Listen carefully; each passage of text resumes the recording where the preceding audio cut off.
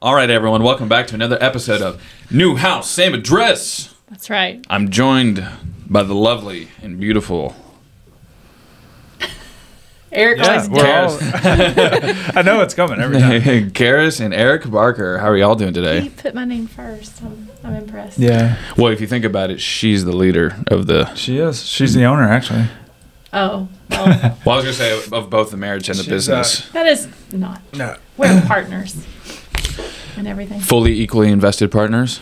Would you say 50-50 or 100-100? It's 51-49. Give me that. According to our LLC documents.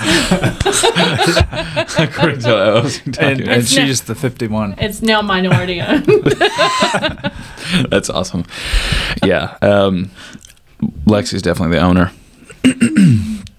Of The marriage. your marriage. Our marriage. Yep. Okay. 51-49. I would love to have a conversation about that. She would need to be here to defend her, to defend herself, of course. I think so. I would love to hear her take on this. Yes, I would. I need her. She's the love of my life. Well, today we're going to talk about top 5. Well, I shouldn't say maybe top 5, but 5 reasons bathroom remodels get off track. Off track. Woo! Where no one wants them. Yep. So now these reasons we need to talk about, but also the clients might have in mind, or maybe not have in mind, but should be thinking about in the future. So maybe some of these reasons might be established before you even start the contract. We'll get into that a little bit better, a little bit deeper. All right. Reason number 1, as you can see and read on my screen here. We can. They can't, so we probably should tell them. But I kind of want to keep it a secret. All right. It's not having a clear budget. That could be a problem. What does that mean?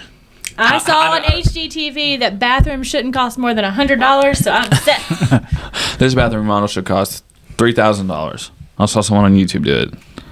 Right. So why can't no? So the clear budget issue should be solved by a very detailed contract, which we just went over in our last podcast. View it there. Yeah. Link in the description at Ethan. If you have a good, clear contract, your contract's not going to change, barring Yes. any of those unforeseen issues that are covered in the contract by saying we can't do them. Yes. Yeah. What would be some signs of someone not having a clear budget? Because that's really on the contractor's shoulders. Wouldn't you agree? I would say it's probably, well, DIY is going to get off budget easier than working with a contractor. Yeah. I would say. Because a lot of times you start it and then realize, oh, I need this. Oh, that's not really what I wanted. I wanted this one. And so. Or you get in and you realize you need a special tool that you don't. Yeah.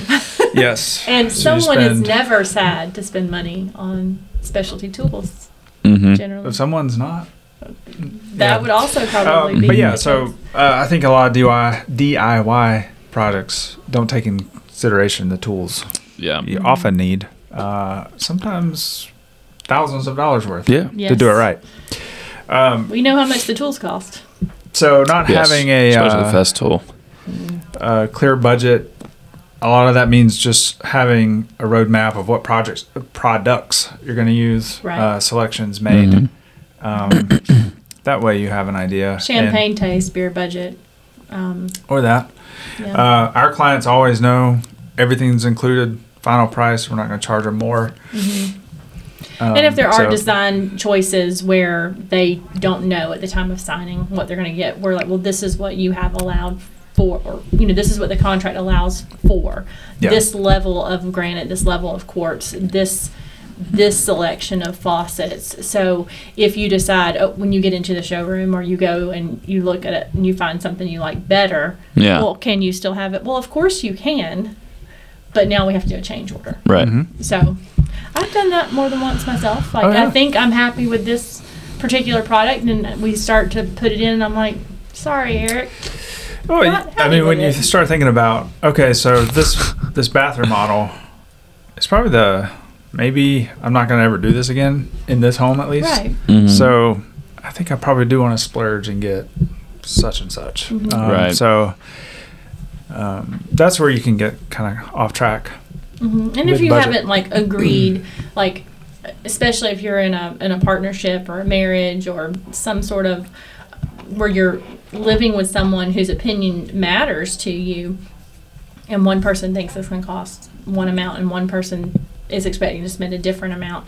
That's one of the reasons when someone calls in, we usually ask for anyone whose opinion matters and who would be a decision maker to be there, because we need to have that discussion up front. We can't give you an accurate price if we haven't talked to both. And I know that it's funny, people have they sometimes push back on that, and I understand, but at the same time, we've also gotten into where, well, you will go into a home, or one of the other design consultants will go into a home, and the wife will be like, yes, this is how much I'm prepared to pick out something like this, and the husband's like, oh, well, wait a minute, or vice versa, and you end up with this, like, marriage counseling is not part of our contracts, and we are not licensed to offer that, so we don't. Yeah. I mean, that's a good point. It has happened to me before, unfortunately. Yeah. So it's a true story. Yep. Yeah. And that actually leads us into number 2. It's very closely related: putting off bathroom design decisions. Yeah. So that's another reason why we try to do it all up front, to make it not only efficient but to give you a clear budget. Is those bathroom design decisions is if you can't decide on anything. I mean, that one's a little interesting. Like someone who's already agreed to a contract and know how much it's going to cost, and you have a set budget range and that falls within pieces in our showroom, but they can't still decide.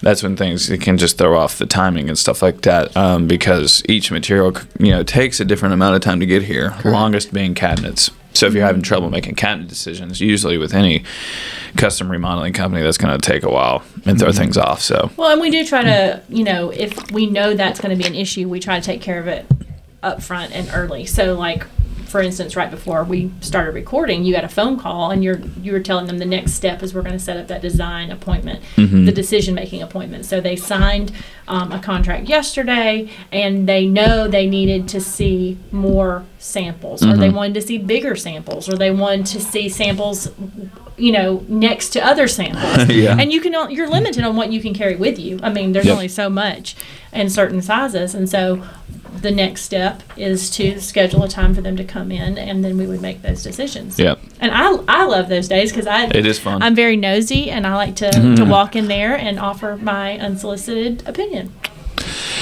Yeah. No, which I like. It's good because I can only do so much, Well, and I've just found that there are some things that, like, particularly. Well, you think about it in a different way than I do. I do. So. Like I always, especially if someone's doing, any type of cabinetry. I'm like, well, what is your routine? Like, let's think about how. She always brings up the mixer lift. I do. Like, if you're going to do a kitchen, I am not going to try to upsell you on all the bells and whistles in a kitchen. And believe me, there are a lot of bells and whistles.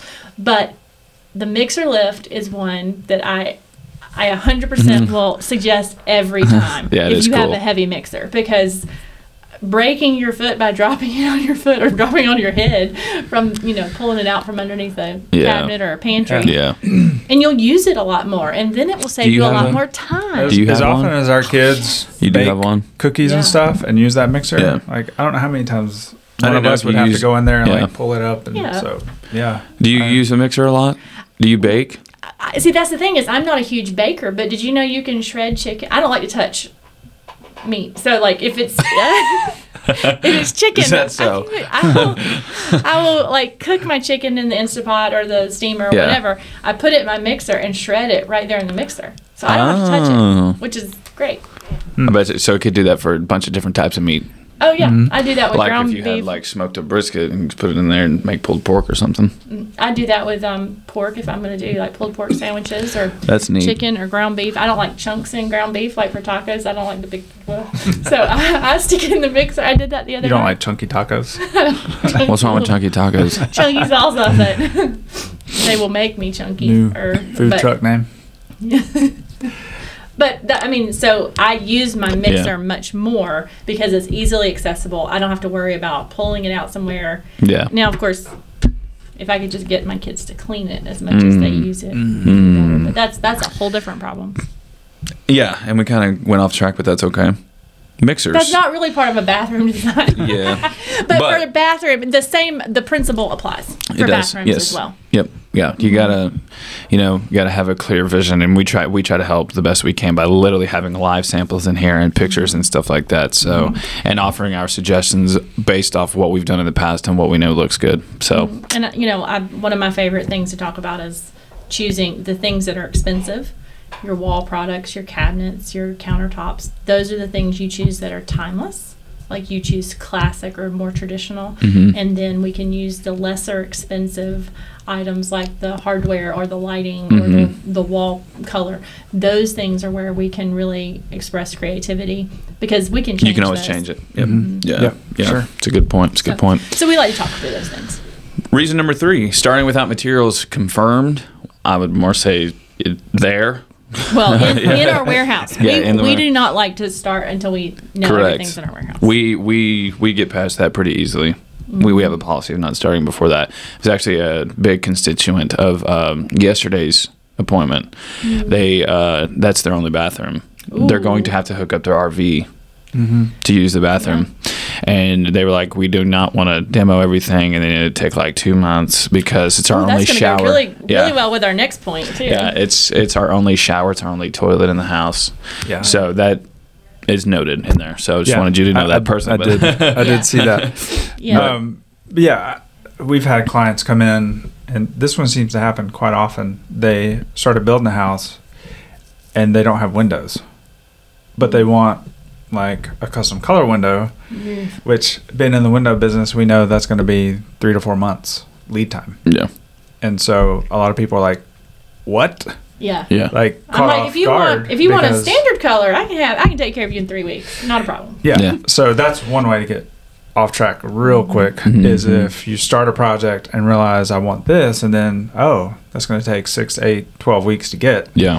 You either got to, have a different option, or now you got to wait. Yeah. So they don't treat windows like they treat markers or something in a store, like where you can just get it in any color. Like they just have them on the shelf. Right. For some reason, the colors just don't sell as fast. Yeah. Yeah. So if you're wanting a specific color on a product that is like supposed to be there for a long time, they have to special make that, so it takes a lot longer. Yeah. Yeah. So, reason number 4, not having a plan B. Like a camper that you can park in the yard. Yeah, yeah. I mean, that's a big deal. They're fortunate that they have that. We've had people that have gone to an Airbnb for a week, is that part of your budget? Like that kind that's a good point. That kind of ties into your budget. Does your having a plan B, how much additional is that going to cost us? Ties back into our first ever podcast, How to Survive a Kitchen Remodel. Yes. Plan B could be other things too, like how do you plan to survive the process? Like, have you mentally prepared, okay, I'm not going to be able to have my routine every day. Take a shower in my shower. I got to go down the hallway or out to the RV and do it. Right. So, the kitchen remodels, I'm like, have you made a plan for your coffee maker? Yeah, coffee maker. If you're a coffee maker, it's pretty important to know where it is and where the coffee ended up. Yeah. I mean, those type of things are So important. another plan B would be like the windows we're talking about. You willing to compromise with maybe a color that you didn't originally start out doing for the sake of finishing the project at a decent time. Or cover those holes up really well. That's right. Yeah. That's it. That's all you can do. Plastic. Zip tape. That's what I suggest. So secure. So energy efficient. Our favorite. Plastic. All right. Reason number 5, and the last reason, not having the right team. Well, that's easy. We're right here. Yeah, that's easy. If you're in our scope of work. If you're in our scope of work. If you're not in our scope of work, then choose someone else. You do not have a more professional and more efficient team than this one right here in Northwest Arkansas. The guys you can rely on. Here. That's true. I know that it's still difficult. Like, we still run into issues with scheduling all the time. Yep. And we are, I mean, I know people get frustrated sometimes when things change, but I'm like, I'll be respectful, but you have no idea how much goes on without you knowing about it, that goes into scheduling. Yeah. And that goes into this. And this is why it's important to have someone who has pre-existing relationships with the right key people to keep things moving at a steady clip. Yeah, I mean, real life example. We admit our mistakes, right? Yeah. We are in the process of finishing up a project this week.